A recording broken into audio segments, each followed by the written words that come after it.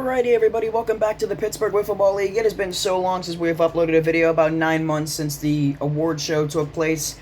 We're back now. Season 2 is just about to kick off for the year of 2024. And this is an update video that I should have done a long time ago, and I can't believe I didn't upload anything from that point on. But if you didn't pay attention to the community tab, here we are now. We're about to get things underway for the league updates. Gonna make this as quick as possible to let you guys know Season 2 is just right around the corner.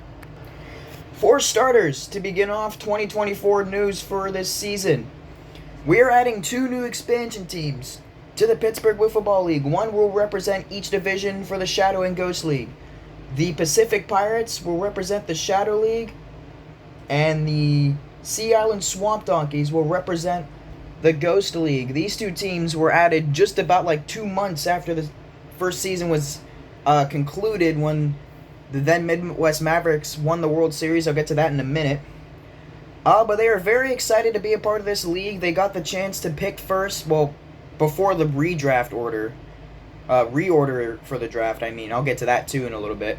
But they were able to get themselves some players into the draft, from the draft, I mean. And they have themselves a roster. Every team has at least 3 players on their roster. The least is 3 for 2 teams so far. That's Sea Island and Tropical so far.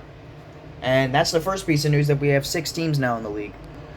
The second piece of news is that the defending champions, Midwest Mavericks, made a sudden rebrand to be called the Forest Hills Flamingos.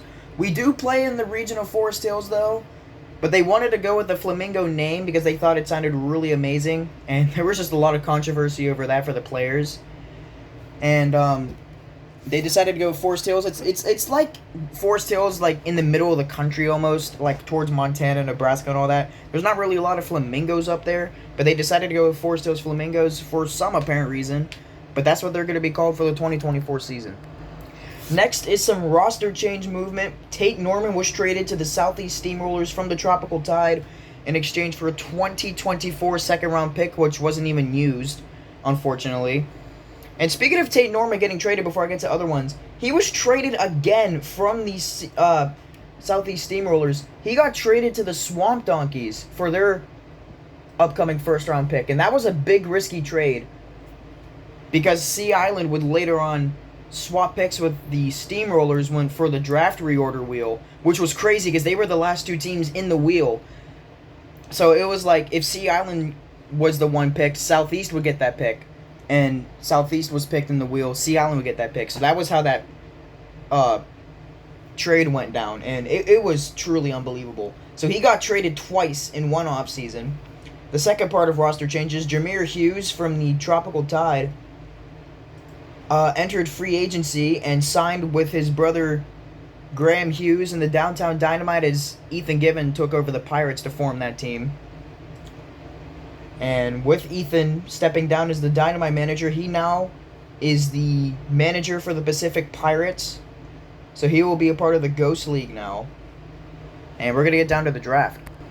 Second to last pieces of news here in this update video, we're going to get through the draft. The draft was very weird. We didn't really have a lot of prospects. We only had 5 prospects out of 6 teams. The defending champions, Forest Hills Flamingos, kept their same roster. They decided not to have any draft picks this year, so they decided to opt out.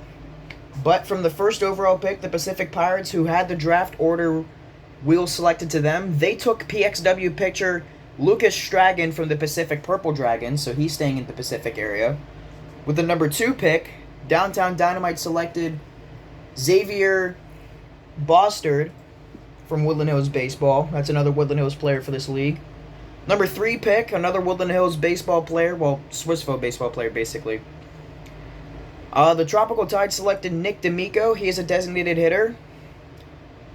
The Southeast Steamrollers selected Aaron Shawinski at number 4, who is also a designated hitter. He doesn't play any field. He probably will be sometime this year if he makes it up to a series.